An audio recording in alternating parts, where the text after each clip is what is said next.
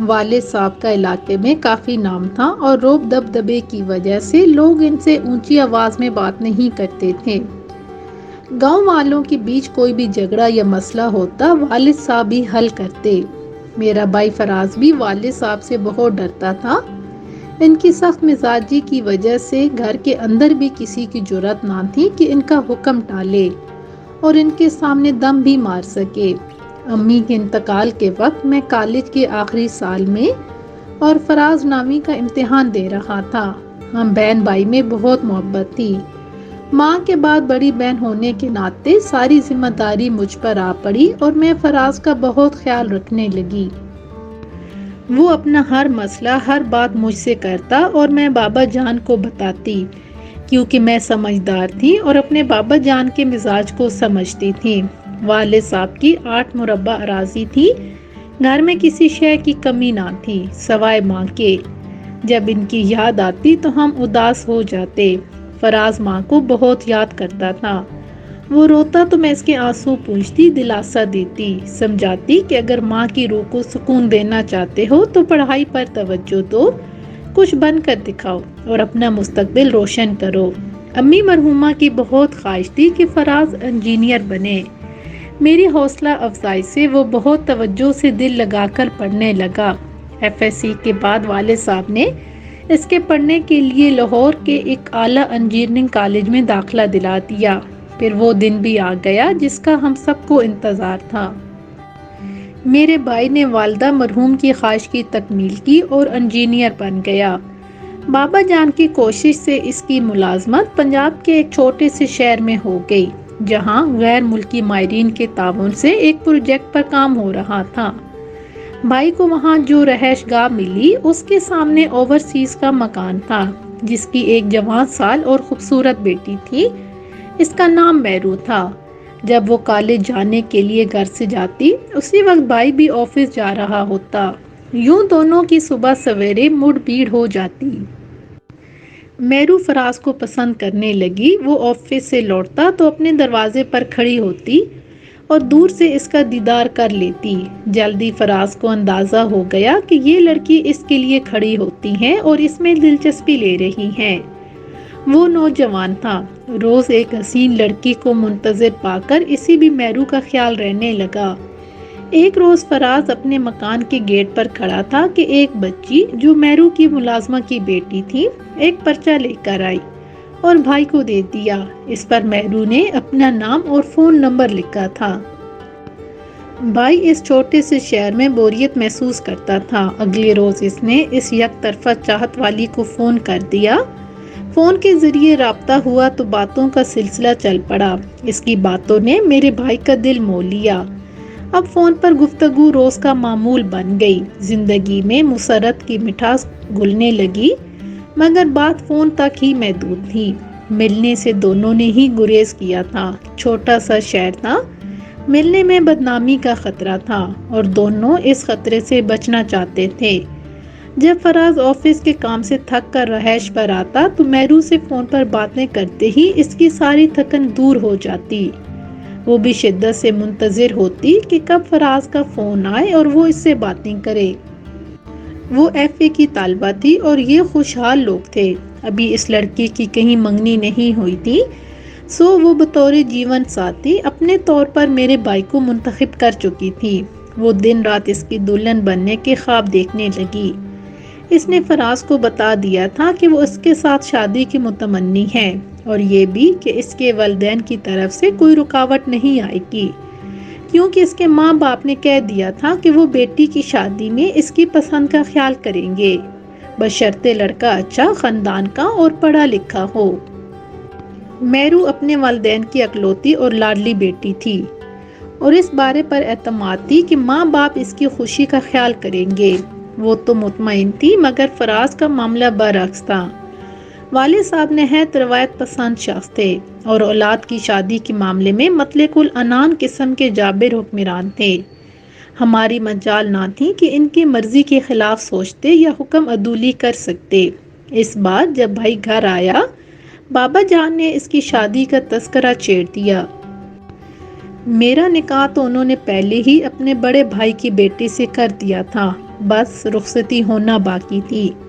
بابا جان چاہتے تھے کہ فراز کی شادی ان کی بھانجی سے ہو اور دونوں بچوں کی رخصتی ایک ساتھ کر دی جائے۔ فراز کو جب میں نے بتایا کہ بابا جان تمہاری شادی حلیمہ سے کرنا چاہتے ہیں تو اس نے مجھے میرو کے بارے آگاہ کیا کہ وہ اس لڑکی کو پسند کرتا ہے اور شادی اسی کے ساتھ کرنا چاہتا ہے، لیکن بابا جان کو کیسے راضی کیا جائے یہ ایک بڑا مسئلہ تھا۔ میں جانتی تھی کہ والد صاحب کبھی راضی نہ ہوں گے۔ فراز کی بھی جرأت نہ تھی کہ باپ کے سامنے زبان کھول سکتا۔ ایک روز بابا جان نے فراز کو بلا کر کہا، میں نے حلیمہ سے تمہاری شادی طے کر دی ہے اور تم دونوں بہن بھائی کی شادی ایک ساتھ کر رہا ہوں تاکہ ایک ہی دفعہ تقریب میں ساری برادری اور اقربا اکٹھے ہو جائیں۔ اس نادر شاہی فرازے پر بھائی دم بخود ہو گیا لیکن لب نہیں کھول سکا۔ باپ کے سامنے اس کا کچھ بھی کہنا بیکار تھا۔ اس نے وہاں جا کر میرو کو فون پر بتا دیا کہ ابا جان میری شادی پھوپھی زاد حلیمہ کے ساتھ کر رہے ہیں۔ یہ سن کر وہ بہت رنجیدہ ہو گئی، اس سے ضبط نہ ہو سکا اور وہ پہلی بار فراز سے ملنے ان کے آفس پہنچ گئی۔ آفس میں لوگ تھے۔ فراز نے کسی طرح اس کو سمجھا بجھا کر واپس بھجوا دیا کہ گھر پر بات کریں گے، مگر اس نے پھر میرو سے بات نہ کی اور رابطہ ختم کر دیا۔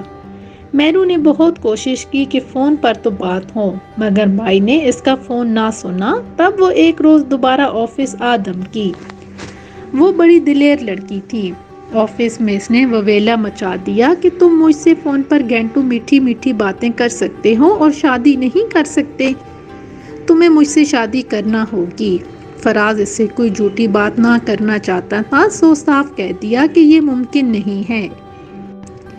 میرے والد صاحب بہت سخت مزاج آدمی ہیں، وہ نہیں مانیں گے کیونکہ انہوں نے میری شادی اپنی بہن کی بیٹی سے طے کر دی ہے۔ بہتر ہے تم میرا خیال ہمیشہ کے لیے دل سے نکال دو۔ میرو کسی صورت یہ صدمہ سہنے کو تیار نہ تھی۔ وہ وہیں آفس میں بیٹھ کر رونے لگی۔ اس کے رونے سے میرا بھائی اور پریشان ہوا اور وہ دم سائے بیٹھا تھا اور لڑکی مسلسل رو جاتی تھی۔ جب وہ کسی طور پر چپ نہ ہوئی تو فراز نے کہا، دیکھو میرو، حقیقت یہ ہے کہ تم مجھے واقعی بہت اچھی لگتی ہو اور میں تمہارے ساتھ شادی پر بھی سنجیدہ ہوں، لیکن اپنے باپ سے جھگڑ نہیں سکتا۔ اگر تم تھوڑا صبر کرو تو میں ایک بار ان کو قائل کرنے کی کوشش ضرور کروں گا۔ اس وعدے پر وہ گھر جانے کو تیار ہو گئی اور بھائی نے اس کے ساتھ جو وعدہ کیا تھا نبھایا۔ گھر آ کر میری موجودگی میں بابا جان سے بات کی اور ان کو قائل کرنا چاہا، مگر وہ تو بیٹی کی بات سن چراغ پا ہو گئے۔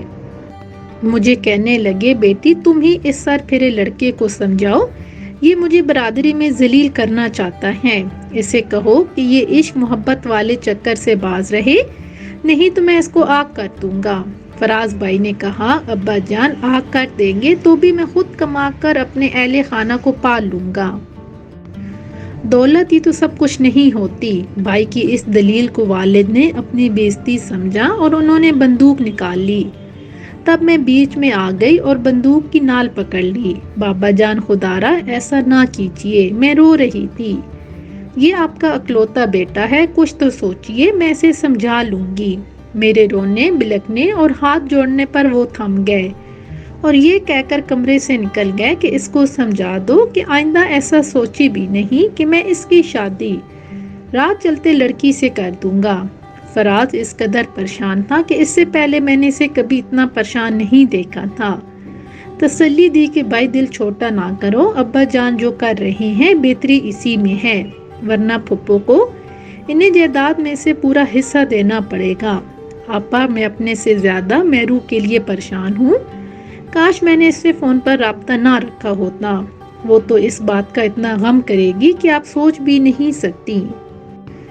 میری ڈیوٹی پر اب جانے کی ہمت نہیں کہ اسے کیا جواب دوں گا۔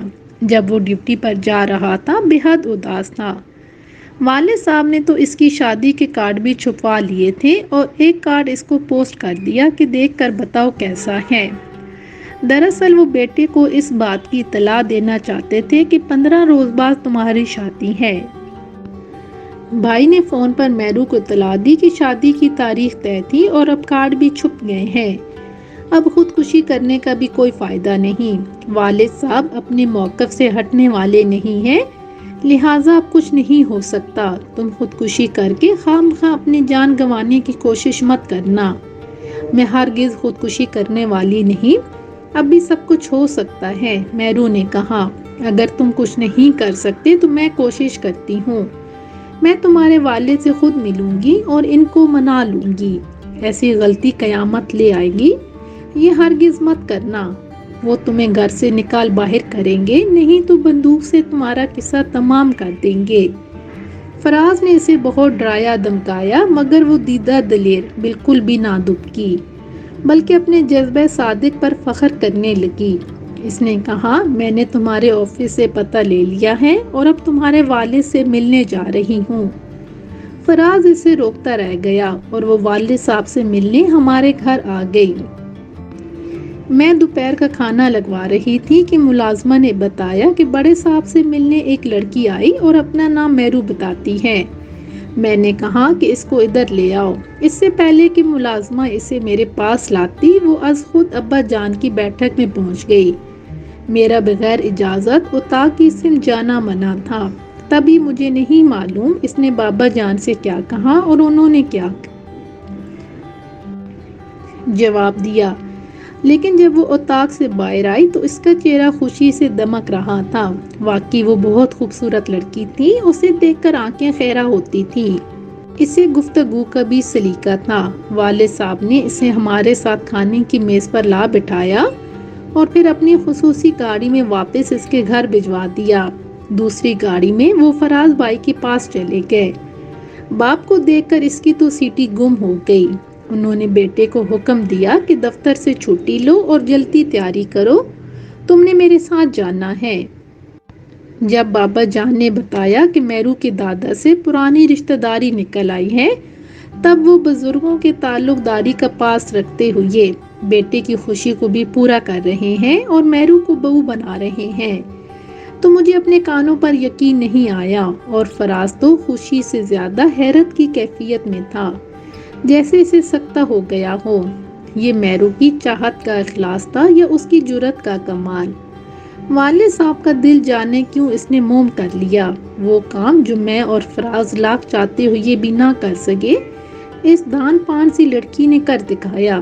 اس کے بعد وہ میرو کے گھر گئے، اس کے والد سے ملے، انہیں بتایا کہ تمہارے اور میرے دادا پگڑی بدل بھائی تھے، ان کا نام تمہاری بیٹی سے معلوم ہوا ہے جو اب ہماری بھی بیٹی ہے۔ والد صاحب نے میرو کے والدین سے فراز کے لیے رشتہ طلب کیا۔ ان جیسے صاحب حیثیت کو کون انکار کر سکتا تھا، جبکہ ان کی لڑکی بھی فراز سے ہی شادی کرنا چاہتی تھی اور وہ ایک صاحب حیثیت دادا کی پوتی بھی تھی۔ ادھر سے ہاں ہوتے ہی شادی کی تاریخ رکھ لی گئی۔ دوبارہ دعوت نامے چھپے۔ بابا جان نے اپنی بہن سے معذرت کر لی اور حلیمہ کے نکاح اس کے تایا کے بیٹے کے ساتھ کروا دیا، جو پہلے ہی حلیمہ کے رشتے کے آرزو مند تھے۔ ایسا ہمارے خاندان کی تاریخ میں کبھی نہیں ہوا تھا، جیسا معجزہ اب ہو گیا۔ بعد میں مجھے پھپھو جان نے بتایا کہ ان کے جیٹھ بزرگوں کو لے کر حلیمہ کا رشتہ مانگنے آئے تھے، مگر تمہارے پھپھا چاہتے ہوئے بھی بھائی کو بیٹی کا رشتہ نہ دے سکے تھے، کیونکہ میرے بھائی فراز کے لیے رشتہ مانگ چکے تھے، جبکہ حلیمہ بھی اپنے تایا ہی کی بہو بننا چاہتی تھی۔ جب بھائی نے رشتہ ختم کیا تو حلیمہ خوش ہو گئی اور اس کے ابو بھی کہ وہ اپنے بھتیجے کو بیٹی کا رشتہ دے سکتے تھے۔ اس طرح حلیمہ کی دلی مراد بھر آئی، گویا ہر کام خود بخود سیدھا ہو گیا۔ سچ ہے، اللہ سب کی سنتا ہے اور اس کے ہر کام میں بہتری ہوتی ہے۔ آج ہمارے خاندان کا امن میرو کی جرأت سے قائم ہے۔ وہ اگر ابا جان کو قائل نہ کرتی تو پھپھا اپنی بیوی اور میرے والد سے ناراض ہی رہتے۔